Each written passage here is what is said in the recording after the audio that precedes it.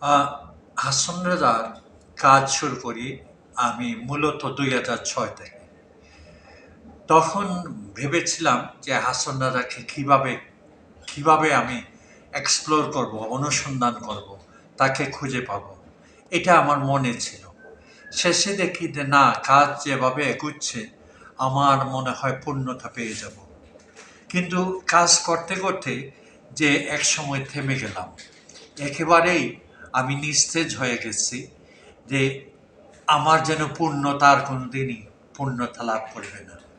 এই যে হাসনাদার কাজে আমি সময় দিচ্ছি, নিয়োজিত হয়েছি, এটার সম্পূর্ণতা আমি পাবো কিনা, এটা ভীষণভাবে যখন একটা সন্দেহের আমি দোলায়মান ছিলাম, তখনই হাজির হলেন আমাদের জেহাদুদ্দিন ভাই। জেহাদুদ্দিন ভাই তার দুই ছেলে নিয়ে হাজির হলেন সুনামগঞ্জে হাসনাজ মিউজিয়ামে। এবং সেখানে আমি পেয়ে উনার উৎসাহ উদ্দীপনা, আমি দেখলাম হাসনাদার উপরে যথেষ্ট গভীর শ্রদ্ধাবোধ, এবং সাথে সাথে তার ছেলেগুলার এগুলো বিশেষভাবে সারাফির যে আগ্রহ দেখে আমি একেবারে অভিভূত হয়েছি। আমি তখন বুঝলাম যে তাদের কনসেন্ট্রেশনটা হাসনাদের উপরে। কিন্তু শেষে এক্সপ্লোর করে দেখলাম যে এই কনসেন্ট্রেশন, অর্থাৎ তাদের মনোযোগটা হাসনাজা থেকে চলে এসেছে আমার উপরে। তা আমি কিভাবে কাজ করছি, কিভাবে আমি হাসনাকে তুলে ধরছি, এটাই যেন তাদের মনোযোগ আকর্ষণ করেছে। এবং এইটা পেয়ে আমি যেভাবে উৎসাহিত হলাম, উদ্দীপিত হলাম, যে এই উজ্জীবন আমাকে অনেক দূর নিয়ে গেল। এবং তখনই আমি বুঝলাম যে আমি অনেক দূর চলে যেতে পারবো জেহাদ ভাইয়ের মতো মানুষকে পেয়ে। আমার এই কাজগুলা সম্পূর্ণতায় নিয়ে যাব আস্তে আস্তে করে। এটা কিন্তু আমার ভীষণভাবে দোলায়িত করেছে। এবং সেই কারণে আজকে নাজিমুদ্দিন ভাই ইংল্যান্ড থেকে ফোন করে বললেন যে আমরা গ্লোবাল হাসনাদের উপরে কাজ করব, দেশে বিদেশে বিভিন্ন শাখা প্রশাখা আমরা খুলে দেব হাসনাদের উপরে। এটা শুনে জিয়াদুদ্দিন ভাই বললেন, খবরদার সামান ভাই, এটা ছাড়বেন না। এটা গুড একটা ওরিয়েন্টেশন, যে সমস্ত বিশ্ব জুড়ে হাসনাকে ছড়িয়ে দেওয়া, এটা কেন কম বড় কথা নয়। এবং এই নাজিম ভাইয়ের এই কথাটা আমার যেভাবে মনোপুত হয়েছে, আমি দেখলাম জিহাদুদ্দিন ভাইয়ের মধ্যেও সেই বিষয়টা মনোপুত হয়ে গেছে। এবং রিসেন্টলি আমি ওই যে কাজ হাসনাজাকে নিয়ে হাতে নিয়ে, তখনই আমার মনে হয় যে জেহাদ ভাইকে না জানালে যেন সম্পূর্ণতা পাবে না। এবং সে কারণেই লেখালেখি বলেন, কনফারেন্স সেমিনার বলেন, উৎসব বলেন, কিংবা হাসনাজাকে নিয়ে ফিউচার ওয়ার্ক যেগুলা, হাসনাজা একাডেমি, হাসনাজা ফকলোর ইনস্টিটিউট, এরকম অনেক চিন্তা চেতনা আছে যেগুলা এখন আর জেহাদ ভাইকে বাদ দিয়ে আমি কোনো চিন্তা করতে পারছি না। এটাই কিন্তু আমার মূল কথা আর কি, যে আমি একটা টিম স্পিরিটের মধ্য দিয়ে একজনকে পাশে পেয়েছি।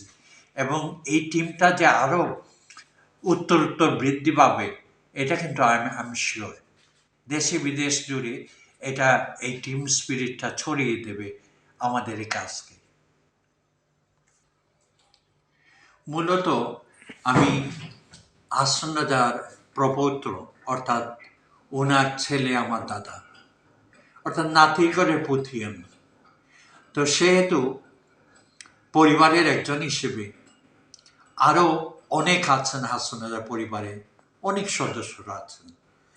কিন্তু মূলত হাসন রাজার উপর কোনো সময়ই কেউ কনসেন্ট্রেট করেননি, কোন কাজ খুব একটা বেশি দূর এগোয়নি। ফর্চুনেটলি আমি জেহাদ ভাইকে এই কথা বলেছি যে দেখেন, আমার কি দুর্ভাগ্য যে আমি ঢাকা কলেজে ভর্তি হতে এসে আমি ভর্তির সুযোগ পেয়ে গেলাম। ঢাকা কলেজে পড়ব।